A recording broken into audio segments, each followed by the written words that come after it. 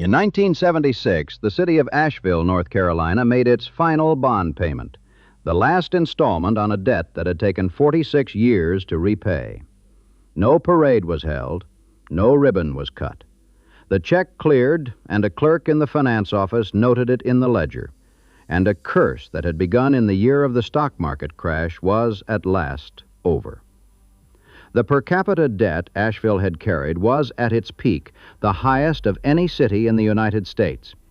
And the reason that debt existed, the reason the city had borrowed so recklessly, built so ambitiously, and crashed so completely, can be traced to a single decision made by a quiet young man in 1888, standing on horseback on a ridge in the Blue Ridge Mountains, looking west toward a peak called Pisgah. He was 25 years old. He had no interest in running railroads, no talent for business, no desire to compete with his older brothers for control of the family empire. What he had was a $10 million inheritance from his father, William Henry Vanderbilt, who had doubled the family fortune to $200 million before dying of a stroke at 55. George Washington Vanderbilt II was the youngest of William's children, and by several accounts his favorite. A shy, bookish boy who read constantly, spoke multiple languages, and kept a diary logging every volume he finished.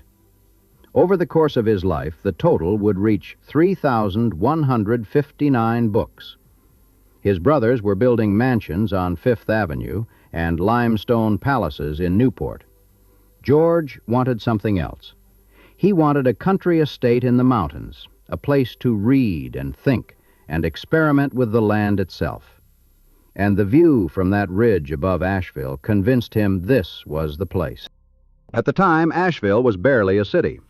The railroad had arrived only 8 years earlier, on October 2nd, 1880, when the Western North Carolina Railroad crossed the Eastern Continental Divide and pulled its first train into town. Before that, Asheville had been accessible mainly by the Buncombe Turnpike, a 75-mile route finished in 1828 that drovers used to herd livestock from Tennessee to markets in South Carolina. The population hovered around 2,600. There was no building of particular distinction. The town's appeal was the air, cool, dry mountain air at an elevation of over 2,000 feet, surrounded by staggered mountain chains that blocked temperature extremes. Doctors in the late 19th century believed this climate could heal tuberculosis, and by the 1880s, Asheville had become what one physician called the great sanatorium of our eastern country. Visitors arrived by train, stayed in boarding houses, and either recovered or didn't. Into this remote mountain town, George Vanderbilt quietly sent his friend and attorney, Charles McNamee, to begin purchasing land. No one knew who the buyer was. Speculation ranged from an industrial school for poor children to a game preserve to a stock farm. By the time Vanderbilt's name surfaced, McNamee had already assembled roughly 2,000 acres. George kept buying. By the time he was done, he owned 125,000 acres, nearly 700 parcels, more than 50 farms, at least 5 cemeteries. Much of the land was exhausted, overgrazed, cut over timber country. That was intentional. George didn't just want a house. He wanted to restore the land. To design the house, he hired Richard Morris Hunt, the most prominent architect in America, the first American to study at the École des Beaux-Arts in Paris, the man who had already designed mansions for George's brothers and the pedestal for the Statue of Liberty. For the landscape, he hired Frederick Law Olmsted, the designer of Central Park. These were not men who worked on small projects. When Olmsted arrived to survey the barren, logged-out hillsides around the building site, he told Vanderbilt that the terrain was unsuitable for a park. Instead, he suggested something no private landowner in America had ever attempted: plant trees for timber crops, manage the forest scientifically, restore what had been destroyed. George agreed, and in doing so, set in motion something far larger than a country house. He would, almost accidentally, found American forestry. But the house came first. Construction began in 1889, And for 6 years, Asheville was essentially a construction camp for one man's vision. A woodworking factory and a brick kiln were built on site. A 3-mile railroad spur was laid from the depot at what was then called the town of Best, later Biltmore Village, to the building site, so that Indiana limestone, cement from Louisville, and materials from across the country could be delivered daily. Each morning, workers boarded the spur train to ride up to the site. The stone carvers, aristocrats of the labor force, as the estate's records describe them, rode in borrowed passenger cars. Everyone else sat on supplies and equipment in the open freight cars. At peak construction, roughly 1,000 workers labored on the property, along with 60 stonemasons. Consider what that means for a town of fewer than 10,000 people. The Biltmore project was the largest employer in the region. The $5 million Vanderbilt spent on the house, roughly $194 million in today's dollars, flowed through the local economy for 6 years. Workers needed housing, food, goods, services. Vanderbilt wasn't just building a house. He was building the economic foundation of a modern city, whether he intended to or not. On Christmas Eve, 1895, George Vanderbilt opened the doors of Biltmore House. The house had 250 rooms, 35 bedrooms, 43 bathrooms, and 65 fireplaces spread across 4 floors and 178,000 square feet. It was, and still is, the largest privately owned residence in the United States. Hunt had modeled it after the great chateaux of the Loire Valley, Blois, Chenonceau, Chambord, which he and Vanderbilt had toured together in early 1889. The facade stretched 375 feet across, built of Indiana limestone, asymmetrically balanced with 2 projecting wings connecting to a central entrance tower, sited by Hunt to face east and nestle into the mountainous topography behind it. Inside, there was an indoor swimming pool, a bowling alley, and a gymnasium. The lighting was electric, the heating centralized, the plumbing modern, innovations that were rare in commercial buildings, let alone private homes. Guests that first Christmas included novelists Edith Wharton and Henry James, ambassadors, and some of the most prominent families in America. From the library terrace, they could look west across the French Broad River Valley toward Mount Pisgah and see in every direction land that belonged to their host. Vanderbilt intended the estate to be self-sustaining. He set up poultry farms, cattle farms, hog farms, and a dairy operation that became one of the largest in the Southeast. Biltmore brand dairy products would be a staple in western North Carolina for generations. He wasn't playing at farming. He was running controlled experiments in scientific agriculture, animal breeding, and land management. Every year he held a Christmas celebration for the children of estate workers, with presents for each child. He paid all the expenses of the Cathedral of All Souls so that the church's weekly collection could go directly to charity. But what George did next mattered more than the house itself. Having assembled the most talented collection of craftsmen, engineers, and artisans the region had ever seen, he put them to work on something beyond Biltmore. He commissioned a model village outside the estate's main gate, laid out by Olmsted in a fan shape, with All Souls Cathedral, an Episcopal church designed by Hunt, as its centerpiece. A railroad station, a post office, shops, a hospital, and residential cottages for estate workers filled the village plan. After Hunt died in July 1895, just months before the house opened, his on-site supervising architect, a young Englishman named Richard Sharp Smith, took over as Vanderbilt's lead architect. This is where the story of Asheville really begins, not with the mansion, but with what happened after it was finished. Because the craftsmen didn't leave. Richard Sharp Smith had come from Yorkshire, England to New York, where he joined Hunt's firm in 1886. Hunt sent him to Asheville in 1889 to supervise the Biltmore construction, and Smith spent 6 years managing the receipt of every shipment of stone, the scheduling of every carpenter and plasterer and metal worker, the approval of every detail. He met his wife, Isabella Cameron, on the estate. She was a Scottish member of the Vanderbilt household staff. When the house was completed, Smith didn't return to New York. He opened his own architectural practice in Asheville, advertising himself as R.S. Smith Architect. 8 years with the late Mr. R.M. Hunt. 6 years resident architect for G.W. Vanderbilt, Esquire. In his first 5 years of independent practice, he received 60 commissions. Over the next 3 decades, Smith designed more than 24 buildings in Biltmore Village, cottages, shops, offices, and infirmary, developing a signature style that blended English arts and crafts sensibility with Tudor half-timbering, pebble-dash stucco, and local stone. He designed homes in the Montford and Chestnut Hill neighborhoods. He designed the Young Men's Institute on the corner of Eagle and Market Streets downtown, a cultural and recreational center for Asheville's black community. The YMI's origin is one of the more remarkable stories in the city's history. Edward Stevens, who led Asheville's black public school system, had forged a relationship with Vanderbilt and urged him to invest in a facility for the community. In 1892, Vanderbilt agreed, loaning $13,000 to black leaders for the building's construction. Smith designed it in his signature English cottage style, and the same black craftsmen who had helped build Biltmore House, bricklayers, carpenters, stonemasons, constructed the YMI with their own hands. The building housed a library, a gymnasium, meeting rooms, and reading rooms. Its leaders invited singers and lecturers. Black churches that lacked their own buildings held services there. The ground floor was leased to black-owned businesses, a pharmacy, a restaurant, a dentist, a doctor.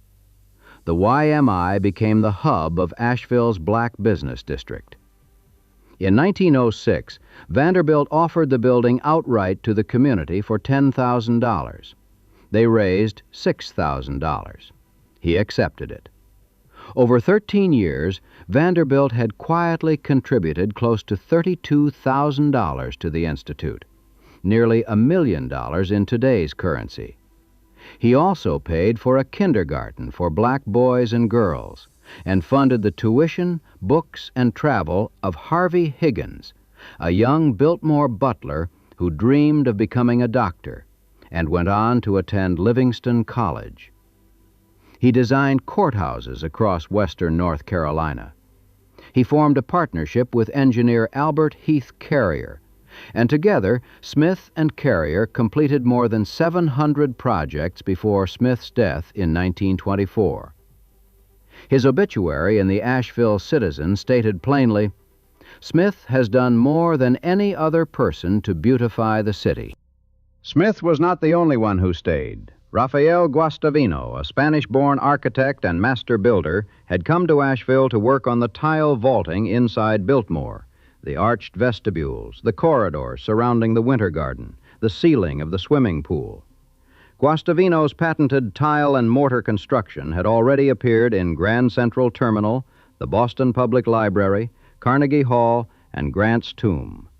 After finishing at Biltmore, Guastavino bought 1,000 acres near Black Mountain, built an estate he called Rhododendron, and spent his final years designing the Basilica of Saint Lawrence in downtown Asheville, built entirely without steel beams or wooden supports, relying solely on masonry and his self-supporting tile domes. The main dome stretches 82 feet by 58 feet, the largest freestanding elliptical dome in North America. Guastavino died in 1908, a year before the basilica's completion. He is buried in a crypt beneath its altar. Frederick B. Miles, a sculptor who had carved stone for Biltmore, stayed and was commissioned to carve an angel for the basilica. Stonecutters, woodworkers, plasterers, metalworkers, men who had come to build one house, found in these mountains a place worth staying for. If you walk down Patton Avenue in downtown Asheville today, you can see faces, figures, and gargoyles on the older buildings that look as though they could have been lifted from the walls of Biltmore. They weren't lifted. They were carved by the same hands. Meanwhile, Vanderbilt was running his estate not as a showpiece, but as a working experiment. In 1892, on Olmsted's advice, he hired Gifford Pinchot, a young man who had studied forestry in France and was the first American to choose the profession, to manage Biltmore's forests. Pinchot implemented a management plan that improved the forest while returning a profit to the landowner, the first of its kind in America. It became a national model. When Pinchot left in 1895 to head the Federal Division of Forestry, later the U.S. Forest Service, Vanderbilt replaced him with a German forester named Carl Alwyn Schenk, who in 1898 founded the Biltmore Forest School on the estate's grounds. It was the first school of forestry in North America, and it graduated more than 300 students before closing in 1913. Those graduates became the first generation of professional American foresters. The site where they trained is now the cradle of forestry in America, a 6,000-acre historic preserve within the Pisgah National Forest, a forest that exists because of what happened next. In 1912, George and Edith Vanderbilt booked passage on the Titanic. They changed their plans at the last minute and sailed instead on the Olympic, arriving in New York before the Titanic sank. Their luggage and a servant were not so fortunate. 2 years later, in late February 1914, George traveled to Washington, D.C. The family had been spending more time there for their daughter Cornelia's schooling and developed stomach pain. Doctors diagnosed appendicitis and operated. The surgery appeared successful. Early telegrams to Edith at Biltmore were encouraging. On March 6th, about 10 days after surgery, George died of a pulmonary embolism, a blood clot in his lungs. He was 51. The news hit Asheville hard. Edith Vanderbilt, now a widow with a 13-year-old daughter and 125,000 acres, faced an impossible arithmetic. George's will left the estate to Cornelia with $5 million held in trust until she turned 25. But maintaining a 250-room house, thousands of acres of managed forest, working farms, a dairy, a village, and hundreds of employees required income that the estate had never reliably generated. Within a month of George's death, Edith wrote to the Secretary of Agriculture offering to sell 86,700 acres of the Pisgah Forest to the federal government. She priced it at $5 an acre, roughly $200,000 less than the offer George had made the previous year. The government accepted. The sale, totaling $433,851, created the core of the Pisgah National Forest, one of the first protected national forests east of the Mississippi. Biltmore shrank from 125,000 acres to roughly 10,000. Then, on July 15th and 16th, 1916, two hurricanes, one from the Gulf, one from the Atlantic, converged over western North Carolina in rapid succession, causing the French Broad and Swannanoa rivers to rise catastrophically. Biltmore Village flooded. 29 people died across the region. The damage topped $3 million, and the recovery strained an estate that was already struggling financially. In the aftermath, Edith sold Biltmore Village to developer George Stevens in 1920. She sold additional parcels as finances demanded. Today, about 8,000 acres remain. That view from the terrace, the one that had stopped George on horseback 30 years earlier, the sweep of forested ridgeline stretching to Mount Pisgah, now looked out over land that belonged to the American public, purchased from a widow who couldn't afford to keep it. But Asheville itself was only getting started. The city that Vanderbilt's money and craftsmen had built was entering its most spectacular and most dangerous decade. By 1900, Asheville was the third largest city in North Carolina, behind Wilmington and Charlotte. The population had grown from 2,600 in 1880 to over 10,000 by 1890, a growth rate of nearly 15% per year during the decade of Biltmore's construction. By 1920, the population had reached 28,000, and the city was attracting more than 200,000 visitors a year. Health tourism had been joined by leisure tourism. Wealthy visitors arrived by train. At its peak, Asheville saw 20 passenger trains a day, and the city had developed the infrastructure to receive them. Into this rising market stepped another man with money made elsewhere. Edwin Wiley Grove was a Tennessee pharmacist who had made a fortune selling Grove's Tasteless Chill Tonic, a quinine-based anti-malarial remedy. Suffering from chronic bronchitis, Grove first came to Asheville in 1897 and, like Vanderbilt, fell in love with the climate. By 1907, he had purchased over 1,000 acres. He developed the Grove Park residential neighborhood, hiring Chauncey Beadle, Vanderbilt's own estate nurseryman, to lay out the curving streets. And then he built a hotel. The Grove Park Inn, which opened on July 12, 1913, was a 6-story arts and crafts colossus built from massive granite boulders hauled from Sunset Mountain, its frontage stretching nearly 500 feet along the ridgeline. Grove's son-in-law, Fred Loring Seeley, a newspaperman from Atlanta with no design experience whatsoever, designed it.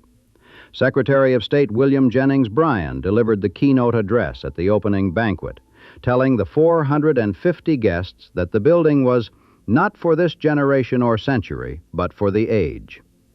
It took 368 days to build. Grove wasn't done. He bought the old Battery Park Hotel, a rambling Queen Anne-style resort built in 1886 by Colonel Frank Cox, and tore it down. Then he did something audacious. He removed Battery Porter Hill itself, the 60-foot mound on which the hotel had stood, using early steam shovels to haul away an estimated 250,000 cubic yards of earth. He used the fill dirt to level a nearby ravine, creating new commercial land for the growing city. On the flattened hilltop, he erected a new 14-story Battery Park Hotel in 1924. Across the street, he began construction of the Grove Arcade, a grand indoor commercial market that opened in 1929. The man who sold quinine tonic had physically reshaped Asheville's topography. And now the 1920s arrived in full force, and the city lost its mind. More than 65 new commercial buildings went up in downtown Asheville during the decade.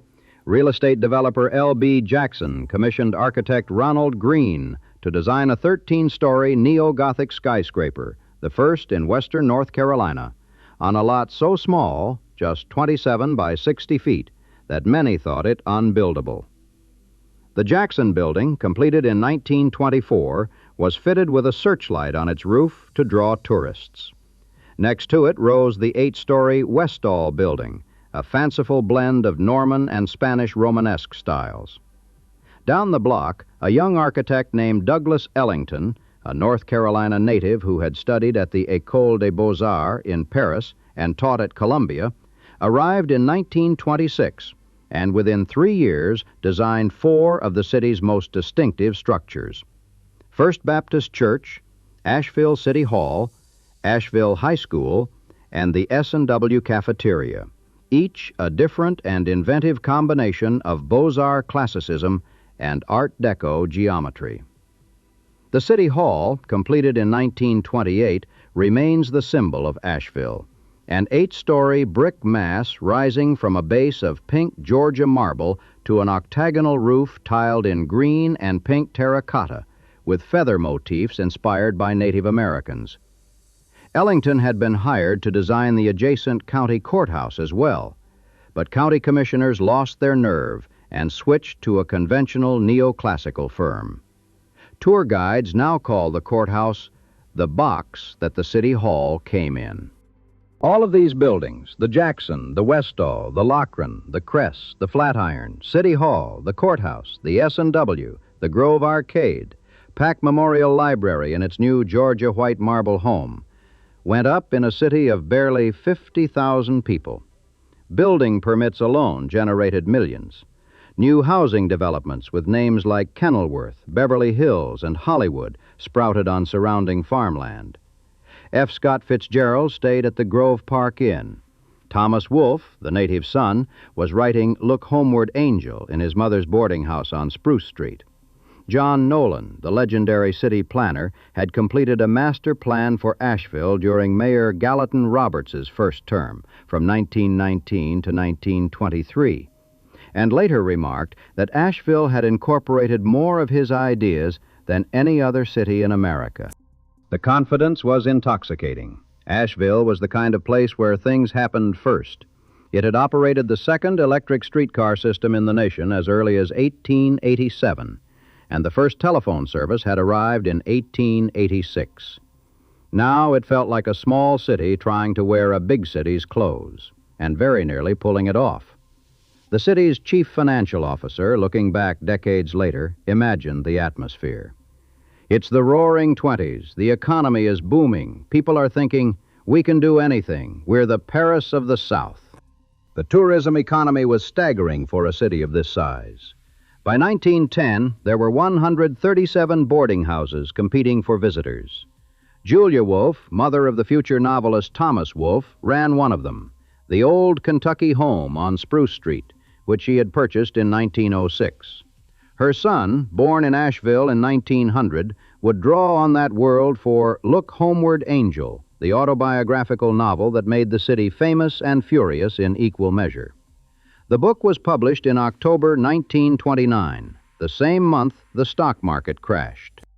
To keep up with all the construction, water systems, sewer lines, the Bowcatcher Tunnel, roads, schools, the city and county issued municipal bonds at a staggering rate. Individual districts, such as Biltmore Village and Swannanoa, could issue their own debt without notifying one another, a practice that led to overlapping borrowing and double spending on shared infrastructure. By 1928, more than half of the city's collected revenues were going to debt service. And then the music stopped. Real estate values had been falling since 1926. Home prices dropped nearly 50% between 1927 and 1933. Tax collections had been declining since 1922. But the borrowing continued, masked by sloppy accounting. When Gallatin Roberts returned to the mayor's office for a second term in 1927, campaigning on pledges to reignite the economy, he discovered the web of debt. And something worse. An audit later revealed that the city's contracted auditing firm throughout the 1920s had created what investigators called a monumental farce, producing reports that the Birmingham audit firm characterized as evidence of rank stupidity that perverted the city's credit. At one point, auditors discovered that Asheville's actual bank balance was $18,000, not the $5 million the books showed. The crash of October 1929 accelerated what was already underway. On November 20th, 1930, the Central Bank and Trust Company, a major holder of county funds, closed its doors. 7 other local banks failed the same day. Only Wachovia survived, kept alive by emergency cash infusions from Winston-Salem. The city and county had nearly $8 million on deposit in the central bank alone. By 1932, Buncombe County's 98,000 residents owed bondholders a combined $158.8 million, the equivalent of roughly $2.8 billion today, or more than $28,000 per person. 6 public officials and 11 bankers were indicted for conspiracy. Among them was Gallatin Roberts. He had resigned as mayor in December 1930 as the scope of the mismanagement became clear. On February 25, 1931, 4 days after the indictment, Roberts typed 3 letters, one to his wife and daughter, one to a close friend, and one to the people of Asheville.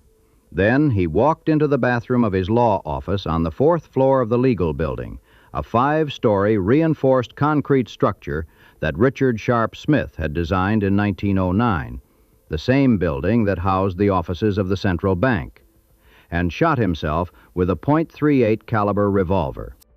He was 51, the same age George Vanderbilt had been when he died. His letter to the public concluded, "My soul is sensitive, and it has been wounded unto death. I have given my life for my city, and I am innocent. I did what I thought was right." An estimated 10,000 people attended his memorial service. Public opinion shifted immediately from anger to sympathy. But sympathy did not pay the bonds. What happened next is the decision that made Asheville the city it is today. Across the country, cities in similar straits defaulted on their Depression-era debts or restructured. It was common. It was expected. The state legislature created a budget control board that effectively took over Asheville and Buncombe County's major municipal services. But the city made a different choice. Asheville decided to pay back every cent. It is believed to be the only city in American history that repaid all of its Great Depression-era debt in full. The consequences were devastating, and in a way no one could have foreseen, redemptive. For the next 5 decades, Asheville had no money. No money for new public buildings, no money for expansion, no money for the kind of mid-century urban renewal that was transforming and hollowing out American downtowns from coast to coast.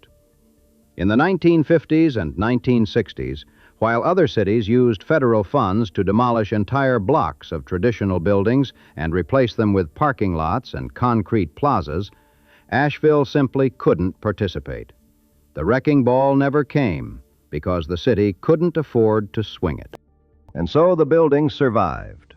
Douglas Ellington's Art Deco City Hall, the neo-Gothic Jackson Building, the Basilica of Saint Lawrence with its Guastavino dome, the Grove Arcade, the Battery Park Hotel, the S&W Cafeteria, Richard Sharp Smith's cottages in Biltmore Village, and his courthouses across the mountains, the boarding house on Spruce Street where Thomas Wolfe's mother had charged travelers $1 a night. More than 65 buildings from the 1920s alone, plus dozens more from earlier decades, all still standing.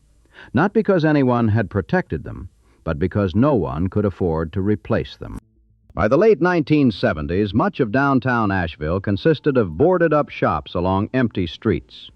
The population, which had reached 50,193 in 1930, barely grew for 60 years.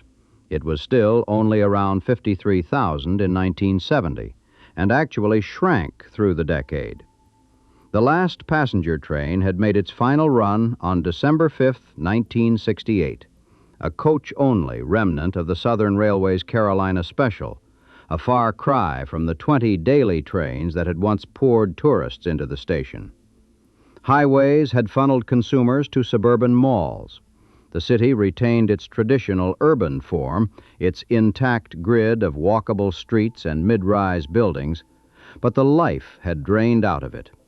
A former vice mayor would later observe that it was only around 1990 that the economy of Asheville began to recover.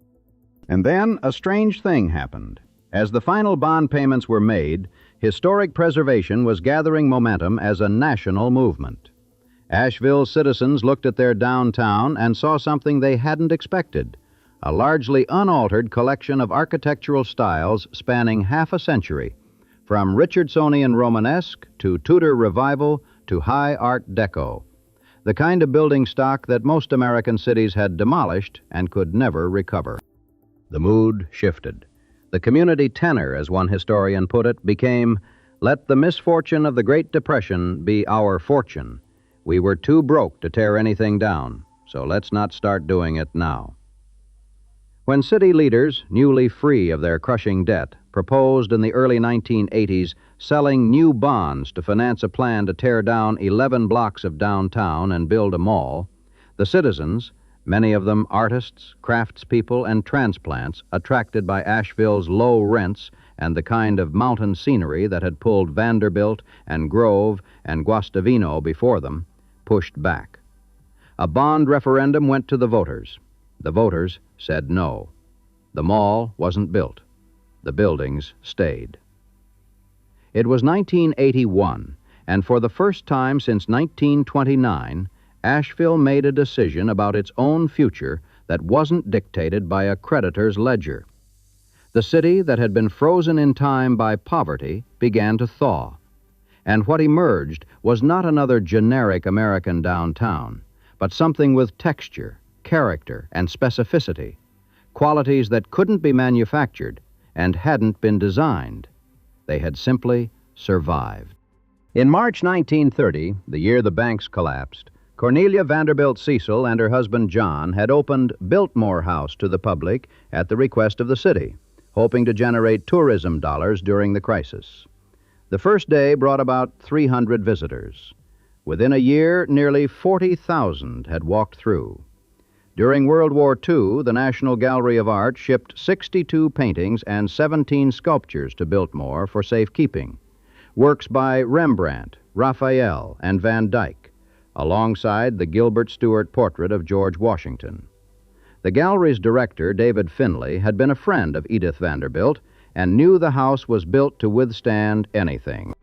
The estate grew into a serious tourist operation under William Amherst Vanderbilt Cecil, George's grandson, who took over in the 1960s. Employees grew from 100 in the mid-1970s to over 2,000 by the 2010s. A winery opened in 1985. Hotels followed. By fiscal year 2023, Biltmore's total economic impact was $828 million.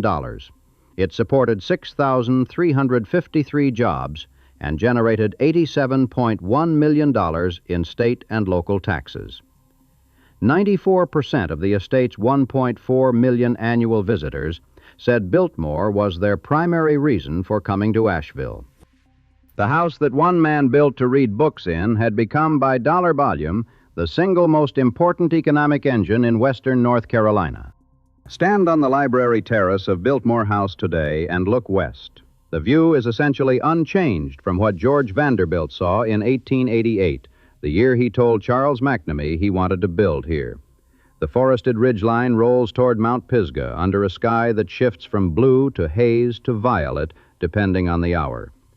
The 86,700 acres that Edith sold for $5 apiece are still forested, still public, still called Pisgah, named, as it happens, for the biblical mountain from which Moses saw the promised land he would never enter.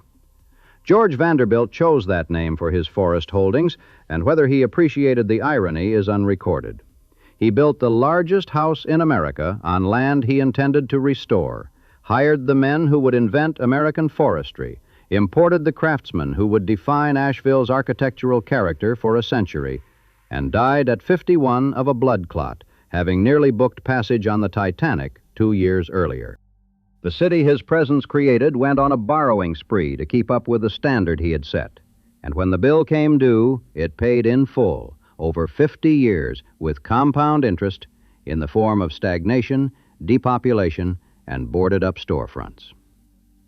And then, because there was nothing left to demolish and no money to demolish it with, the city discovered that what it had preserved by accident was worth more than anything it could have built on purpose. In September 2024, Hurricane Helene stalled over western North Carolina and dropped 20 to 30 inches of rain in days. The French Broad and Swannanoa rivers rose beyond anything in recorded history. Biltmore Village flooded. The estate's group sales office was destroyed. Downtown Asheville lost water service for weeks. Biltmore House survived, the mansion that took 1,000 workers 6 years to build. The Indiana limestone walls, the Guastavino tile ceilings, the structural mass of it, stood through the worst storm in the region's modern history, just as it had stood through the Depression, through 2 world wars, and through the decades when the city around it could barely keep the lights on. The estate pledged $2 million for recovery. It reopened in November. The octagonal roof of Asheville City Hall, tiled in green and pink terracotta, designed by Douglas Ellington in 1926, built with borrowed money in 1928, still catches the late afternoon light above Pack Square. The Basilica of Saint Lawrence still stands without a single steel beam, its dome held together by the same tile and mortar technique that Rafael Guastavino used in Grand Central Terminal, resting above the crypt where he is buried.